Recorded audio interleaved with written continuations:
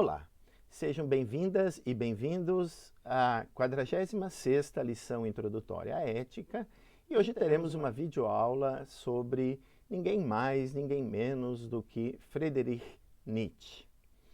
Bem, para começar então, eu só quero reproduzir aí a tese do MacIntyre, um dos mais profundos conhecedores, né, da história da ética, que diz que Nietzsche é o filósofo moral da era presente. Né?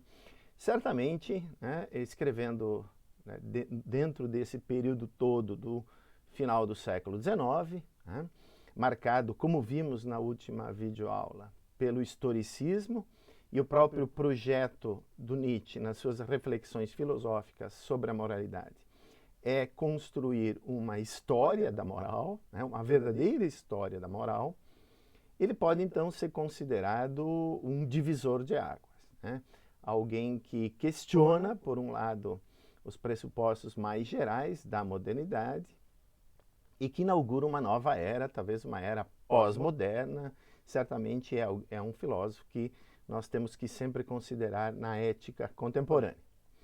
Bem, e tanto MacIntyre percebe isso, né, que depois de reconstituir no seu livro After Virtue, né, de diferentes maneiras, os projetos de fundamentação da moralidade modernos e declará-los, então, fracassados, né, ele se encontra nessa encruzilhada onde ele diz, ou seguimos com Nietzsche ou voltamos a Aristóteles. E ele acaba optando, então, por uma ética de virtudes à la Aristóteles, né, reabilitando, então, a ética de virtudes, mas, certamente, então, ele tem clara a tese de que Nietzsche, né, é um divisor de águas na ética.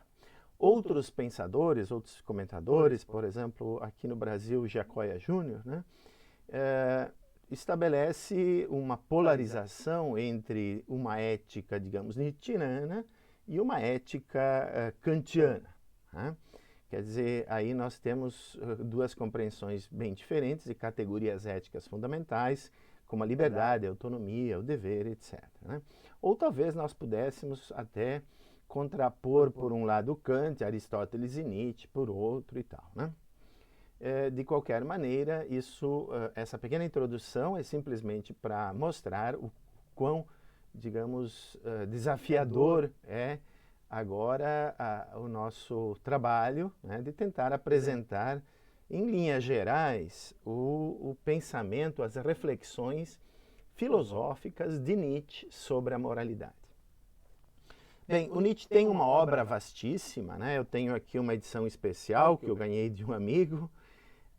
Em quase todas elas tem reflexões sobre questões morais. Né? Então é praticamente impossível apresentar aqui a filosofia moral do Nietzsche completa. Né? Então o que eu gostaria de fazer é apresentar alguns pontos, começando com alguns pressupostos mais gerais da filosofia nietzschiana, digamos, da sua metafísica, né? A ideia da afirmação da vida, da vontade de potência, do eterno retorno, a ideia de que Deus está morto e tudo mais. Depois tratar brevemente do método filológico do Nietzsche, né, que leva ele a construir uma genealogia da moral, né, quer dizer, tentar investigar a origem e o desenvolvimento das categorias éticas fundamentais, por exemplo, bom e mal.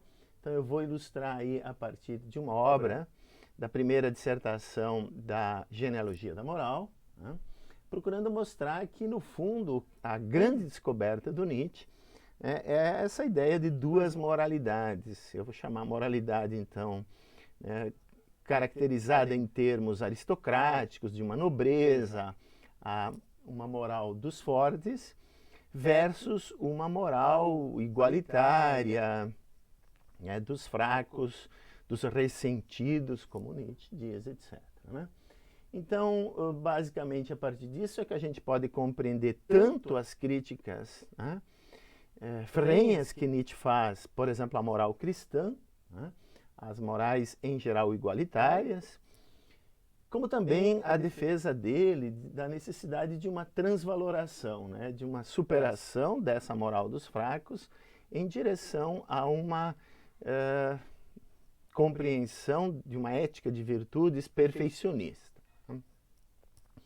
Bem, então, claro, nós podemos começar com uma apresentação breve da filosofia do Nietzsche, né? Eu já vou voltar aí a essas observações, né? Eu vou começar aqui com talvez aquilo que tenha deixado Nietzsche, digamos assim, mais conhecido, a sua primeira grande obra, né? Assim falou Zaratustra, né? Onde nós encontramos essa visão, digamos, metafísica, né?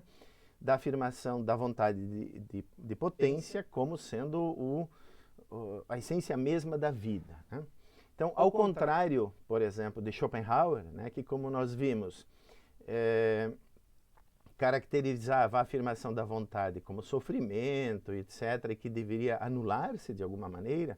Então, embora não se prescreva em Schopenhauer a negação da vontade, exatamente porque a vontade é livre, né, nós encontramos no Nietzsche uma série de críticas a essa visão schopenhaueriana como sendo de uma moral ascética, né, de um mal-estar diante daquilo que é a própria vida, né? Bem, e nessa obra, então, né, que Nietzsche defende que a vida se afirma constantemente, né, e que é isso que nós somos e que é isso que nós devemos procurar ser no final das contas, né? Viver afirmando a vida. E mais do que, por exemplo, né, caracterizar isso em termos de uma luta pela sobrevivência, em termos darwinistas, né, o Nietzsche, ao contrário, critica Darwin por não ter visto suficientemente, né, que a luta pela sobrevivência é uma questão de superação infinita, né, de imposição, digamos, da vontade. O Nietzsche diz que o Darwin tem uma visão muito inglesa, muito de adaptação ao meio ambiente, né? E ele até ironiza e critica essa visão. Então, quando isso acontece, quando nós temos indivíduos, pessoas que singularmente, né, se afirmam, né, nós temos aí a ideia do Übermensch, né, do supra-humano, daquelas pessoas que buscam, né, se superar nas suas excelências, por exemplo, né? Afirmando valores, criando valores, são expressão de espíritos livres, diz Nietzsche, né? E esse é uma espécie, né, entre aspas, de ideal, enfim, da própria moral nietzschiana, né? Quer dizer, buscar aí essa superação infinita na luta pela afirmação da vida, da excelência, né? Bem, agora junto com isso, claro, tem outras teses, a tese do eterno retorno, que então nós já existimos inúmeras vezes e vamos voltar a existir e que essa vida sempre né, retorna de alguma maneira. É uma tese metafísica geral de Nietzsche, né, que tem, digamos, serve como pano de fundo para essas reflexões sobre a vontade de potência da vida, né, de sua afirmação contínua, mas que eu vou, por enquanto, deixar de lado. Então, sobre o eterno retorno, eu acho que é basicamente isso, e é claro que tem também, né, que a gente considerar aí que Nietzsche deixa de lado toda e qualquer fundamentação metafísica da vida, porque na Gaia Ciência ele declara, né, que Deus está morto, que os seres humanos, enfim, mataram Deus, né? Agora, como então a obra é vastíssima, né, digamos, e eu não tenho condições de apresentar tudo, eu gostaria de pensar aí outras reflexões em outras obras e depois eu vou concentrar a apresentação do método e de algumas reflexões sobre a ética nietzschiana no livro Genealogia da Moral. Tá?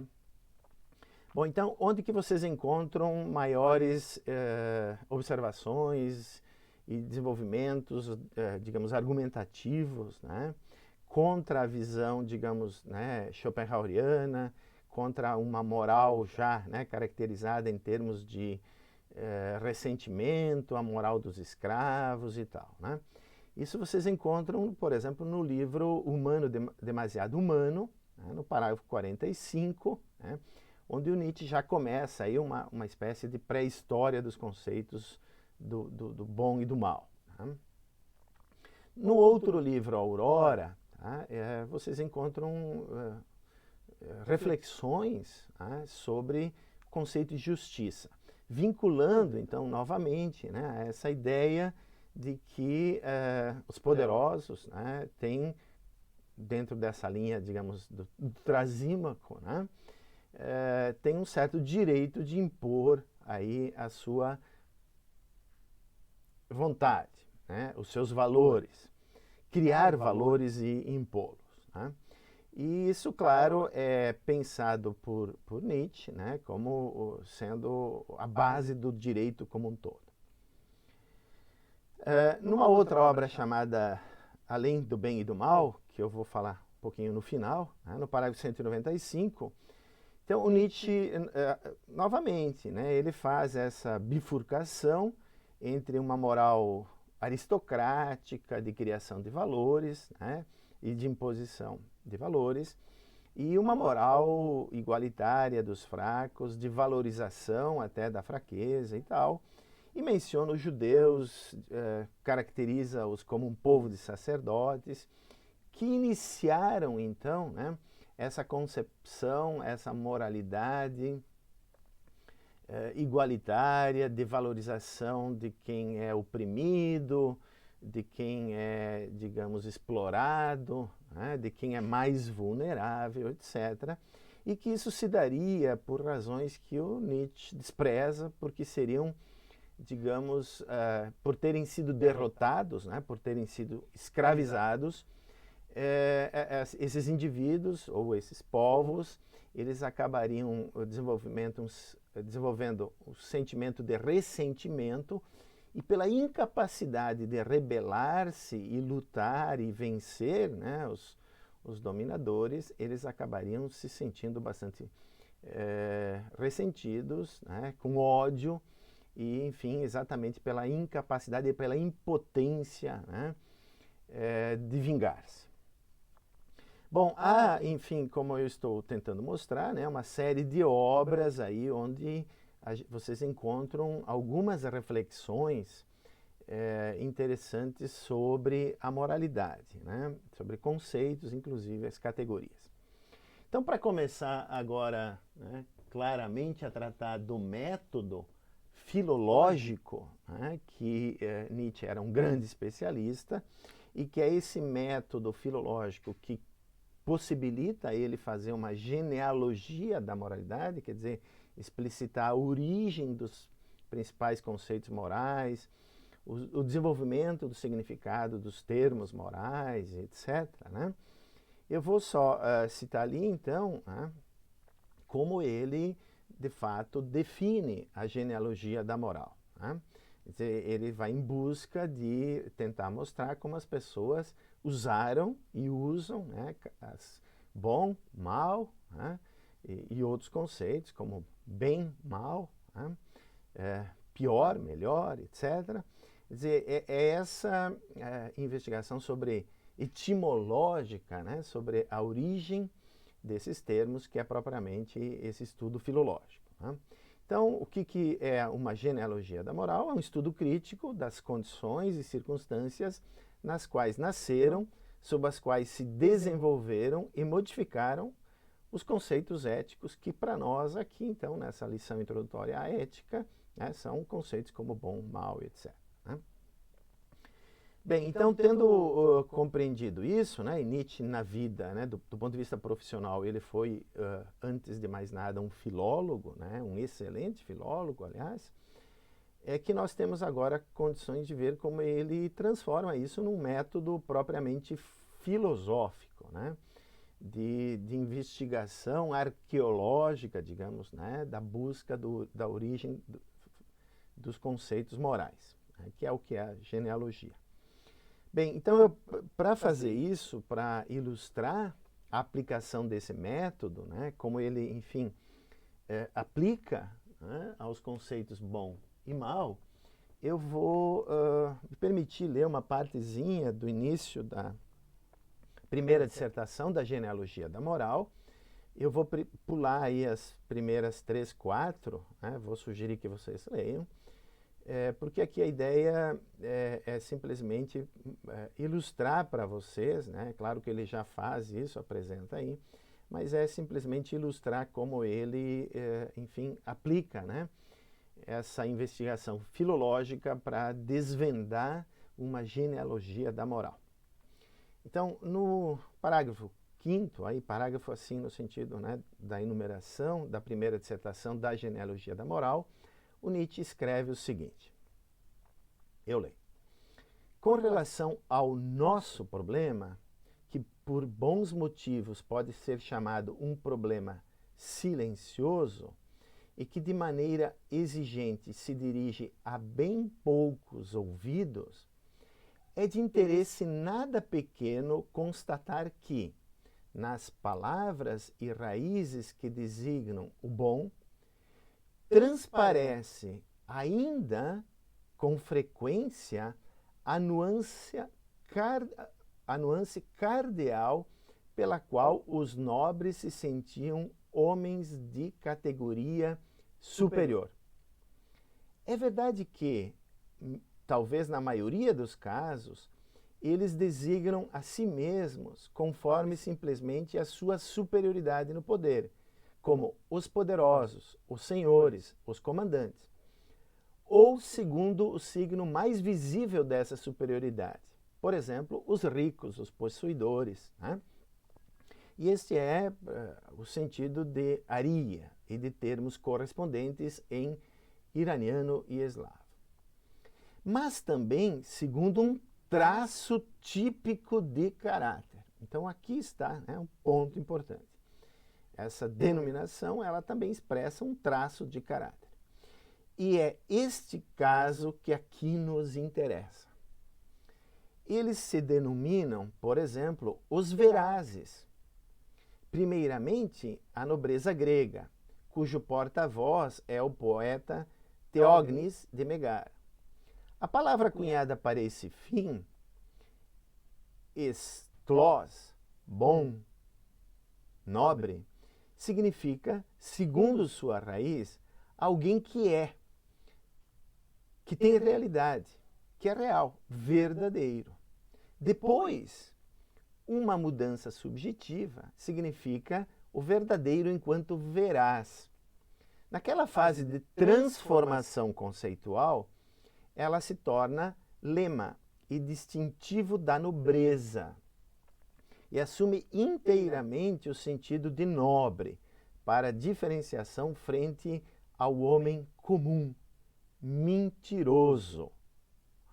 Mentiroso. Tal como Teógenes o vê e descreve. Até que, finalmente, com o declínio da nobreza, a palavra resta para designar a aristocracia espiritual, tornando-se como que doce e madura. Na palavra kakos, mal, feio, assim como em deilos, tímido, covarde, o plebeu,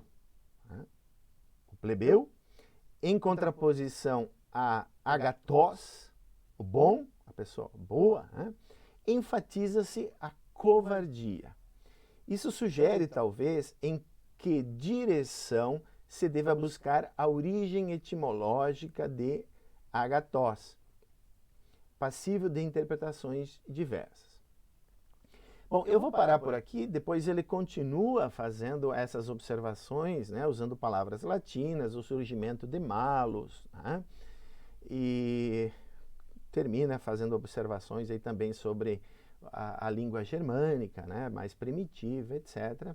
Não é aqui o necessário, né, que a gente faça, enfim, toda a explicação filológica do surgimento e desenvolvimento das categorias éticas fundamentais. Eu acho que essa passagem ela já ilustra bem, né, a aplicação do método filológico na construção da genealogia da moral. Quer dizer, Nietzsche identifica a raiz do termo, né, mostra as suas mudanças, as suas transformações de significado e como isso vai sendo vinculado a traços de caráter. Né? Bom, então o que a gente percebe é que essa genealogia da moral, ela leva Nietzsche à conclusão da existência de duas moralidades. Né? Grosso modo, a gente simplesmente poderia dizer, né, a moralidade aristocrática dos fortes, do Übermensch, né, dos indivíduos com espíritos livres, que se consideram, na sua singularidade, capazes de, por exemplo, produzir grandes obras, né, grandes obras filosóficas, o próprio Nietzsche, digamos, né, um certo espírito com capacidade criativa, artística, etc., né? E uma moralidade dos fracos, quer dizer, uma moralidade do mentiroso, né? Do que tem que, enfim, encobrir a sua mediocridade, daquele que considera, digamos, que tem uma certa covardia porque não enfrenta quem o venceu e tudo mais. Tá? Então, eu não vou, enfim, aprofundar muito essa caracterização por enquanto, né? Eu prefiro tentar mostrar para vocês agora como esse embate entre essas duas moralidades é o que teria marcado a história humana, né, ela própria. E Nietzsche ilustra bem isso através de uma certa parábola, digamos assim, né, uma historinha, né, que tem um fundo real, quer dizer, são fatos também da vida, né, da afirmação da vida, e que pode, mutatis mutandis, ser empregada para a gente caracterizar, então, um pouquinho melhor o que seria essa moralidade dos fracos versus uma moralidade dos fortes. Né? Então, aqui eu gostaria também de ler uma partezinha que aparece ali na genealogia da moral, né? Onde o Nietzsche diz o seguinte: que as ovelhas tenham rancor às aves de rapina não surpreende. Mas não é motivo para censurar às aves de rapina o fato de levarem as ovelhinhas. E se as ovelhas dizem entre si, essas aves de rapina são más, e quem for o menor possível ave de rapina, e sim o seu oposto, ovelha, este não deveria ser bom?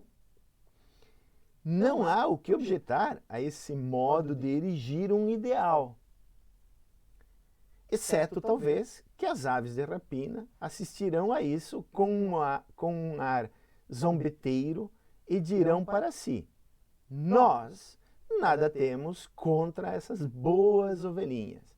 Pelo contrário, nós as amamos. Nada mais delicioso do que uma tenra ovelhinha. Bem, então, claro, é uma imagem, né? Eu vou extrapolar um pouco o significado dela aqui, mas que, no meu entendimento, ilustra bem, né, como a gente pode caracterizar essa dicotomia entre duas moralidades em Nietzsche, né? Que eu venho chamando assim a moralidade dos fracos, das ovelhinhas, então, né?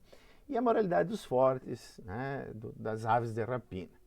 Quer dizer, e aqui, então, eu gostaria de fechar a explicação filológica, né, vinculando, de alguma maneira, a explicação do Nietzsche, genealógica, né, a um certo discurso moral, né, por exemplo, de uma moral dos fortes, né, dos indivíduos fortes ou dos povos fortes, né, dos gregos, digamos, da época do Homero, tal como eles são descritos como semideuses, né, ou dos vikings, né, ou dos germânicos primitivos, ou dos japoneses, quer dizer, essas sociedades que floresceram, né, afirmando a vida, segundo Nietzsche, né, então que usariam conceitos valorativos vinculados àquilo que é bom, ruim, mas cuja conotação tem a ver com um ideal aristocrático. Né? Então, eu repito, de criação de valores, de pessoas com espírito livre, pessoas com coragem, tá? Que seriam, como veremos, virtudes que o Nietzsche recomenda. Em oposição, então, a uma moral escrava, né? Uma moral que fala do bem e do mal dentro de um espírito, digamos, de rebanho, né? De ovelhinhas, que contestam, enfim, né? As ações da moral dos fortes, mas que contestam com um outro, digamos, vocabulário mais ressentido, quase religioso, de bem e de mal, né? E assim por diante. Então, essa explicação filológica, ela de fato permite Nietzsche, né, defender a incomensurabilidade, no final das contas, né, entre essas duas moralidades, né? E assim defender um certo tipo de relativismo, né? Aliás, o Nietzsche é um grande crítico exatamente da modernidade nesse sentido, né, que a modernidade é um projeto racional de fundamentação da moralidade. E aqui o que a gente vê é uma perspectiva metaética não cognitivista, né, baseada na vontade. Então, a moral dos fortes, ela se impõe, né, a vontade de potência. Isso é um fenômeno volitivo, é a vida se afirmando, né, uma espécie assim de eterno retorno, né, e que, enfim, ilustra bem, então, esse aspecto, digamos, de que Nietzsche não é, nesse sentido, né, um filósofo moderno, tá? Embora ele talvez pudesse, no sentido em que ele valoriza a individualidade, a singularidade, né, ser considerado talvez o suprassumo do espírito moderno. Mas isso, então, enfim, essa é uma outra discussão que eu, infelizmente, não posso fazer aqui. Agora, deve ter ficado claro, então, né, que essas duas moralidades, elas levam Nietzsche a fazer uma crítica, né? E talvez esse é o aspecto mais visível nas diferentes obras do Nietzsche, uma crítica, vamos chamar assim, né, que é a moral dos fracos, ao igualitarismo, que é outro pressuposto da modernidade, né? A modernidade quer criar uma ética igualitária, universal, dos mesmos direitos, né, naturais, ou de regras de ação que valem universalmente, etc., né? Então, Nietzsche é um crítico dessa moral, né? Ele é um crítico do cristianismo, em especial, né? Essa moral de rebanho, digamos, né? De pessoas covardes, incapazes de se vingar, no final das contas, ressentidas, né? Mas ele é crítico também, digamos, do que ele chama de socratismo, né? Lá na antiguidade, Sócrates, né? Serpente, digamos assim, na filosofia, ele chega a associar. Ele é crítico de morais igualitárias, cosmopolitas, como o estoicismo que a gente estudou. Ele também é crítico já, né, do século XIX, já tem aí Marx, né, que estudaremos na próxima videoaula. Quer dizer, ele já é crítico também dos ideais socialistas, igualitários, né, que estão, enfim, baseados nessa ideia de igualdade, né, mas que para o Nietzsche também é um tipo de pensamento ressentido dos fracos, né, de consideração, digamos, daquelas pessoas que são exploradas pelo sistema industrial capitalista. E ele é também um crítico do feminismo, por exemplo, né, da ideia da igualdade de gênero. Quer dizer, a gente já viu aí o surgimento, né, da ética feminista. Nós vamos continuar estudando, né? Eu apresentei uma videoaula passada o pensamento da Mary Wollstonecraft, mas tem também junto com Mill, né, já a defesa, por exemplo, do direito de votos das mulheres e tal, né, no livro Sujeição das Mulheres, que é até escrito conjuntamente, né, se considera assim. Mas ele já foi um crítico também do feminismo, Nietzsche, né? Embora o feminismo como movimento social está aí se constituindo ainda, né? E ele, enfim, se desenvolve mais no século XX, Nietzsche acha também que é uma moral dos fracos, né? Quer dizer, o tipo de caracterização que ele faz de uma moral igualitária. Quer dizer, ele é crítico, enfim, né, do judaísmo, do cristianismo, do socialismo, do feminismo, quer dizer, qualquer moral igualitária. E nesse sentido, então, ele percebe que a modernidade estava produzindo, digamos assim, um certo balance em direção a uma moral dos fracos. E ele pretende, né, e se pergunta muitas vezes, quando é que surgirá um novo movimento de valorização da moral dos fortes, né? Então, apesar desse embate, né, dessas duas moralidades, ele via, de alguma maneira, já na Europa, o surgimento de uma transvaloração, né, de uma modificação desses ideais igualitários, dessas morais fracas, né, em direção, novamente, a uma moral de pessoas de estirpe superior, do Übermensch, né. Inclusive, o Nietzsche fala do Napoleão, por exemplo, como sendo um representante, né, desse indivíduo sobre-humano, né? Enquanto Hegel, por exemplo, né, via em Napoleão a encarnação do espírito objetivo, né, da liberdade objetiva que ele defendia a partir da sua Sittlichkeit, o Nietzsche via em Napoleão, por exemplo, essa ideia, né? Bom, e é claro que a partir daí a gente tem a vinculação, digamos, né, de Nietzsche com o nazismo, porque os nazistas de fato utilizaram a filosofia nietzschiana para justificar a sua visão de mundo, a sua tentativa, né, de mostrar a superioridade da raça ariana, né, e a perseguição aos judeus, aos negros, homossexuais, etc., né, que seriam aqueles que o Nietzsche consideraria, enfim, como defensores de uma moral dos fracos. Bom, essa é uma questão muito polêmica, eu só vou mencionar aqui, apesar dessa identificação, né, do uso que os nazistas fizeram, pode ter sido uma apropriação, simplesmente, né, da filosofia moral do Nietzsche, porque não necessariamente o Übermensch é, digamos assim, um nazi, né? Ele pode ser e deve ser entendido como um espírito aristocrático, livre, criador de valores, por exemplo, de grandes obras filosóficas, né? E não necessariamente alguém que põe as pessoas num campo de concentração e aí extermina. Então, tem, digamos assim, um debate sobre isso. O próprio MacIntyre diz que o Nietzsche é um crítico, digamos, de uma moral igualitária. Sim, isso é correto, mas ele não é só um crítico, digamos, né, dos judeus, ele é crítico dos socialistas, né? Ele é um crítico dos feministas e etc., né? Então, aí uma discussão, né, que infelizmente eu não vou poder detalhar. O que eu sim gostaria de dizer é que, independentemente desse debate, né, o que o Nietzsche, então, no final das contas, né, faz é constatar na história da moral essas duas morais, defender sim uma transvaloração, né, em direção ao que a gente poderia chamar de um perfeicionismo moral, né? Quer dizer, o próprio Nietzsche, no final das contas, defenderia uma ética de virtudes, uma ética de excelências, né?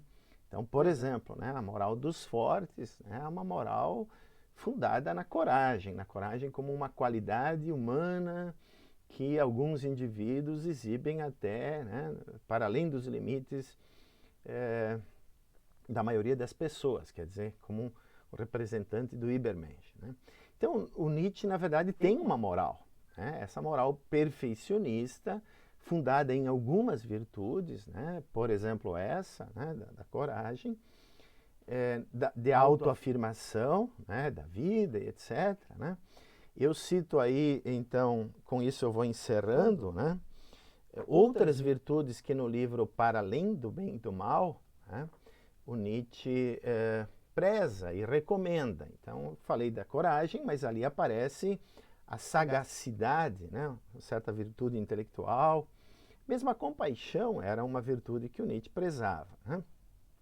Solidão, né? O indivíduo, o Übermensch, é aquele que se retira, vive a sua vida, né? O próprio Nietzsche, digamos, né, era alguém mais ou menos solitário, gostava de se retirar para escrever as suas obras. Era uma virtude que ele louvava. Então a gente encontra aí uma moral com algumas excelências, né, que são, enfim, recomendadas, prezadas e tudo mais, né? Então, no final das contas, uma das contribuições do Nietzsche é mostrar que a gente não deve abolir a moralidade, né?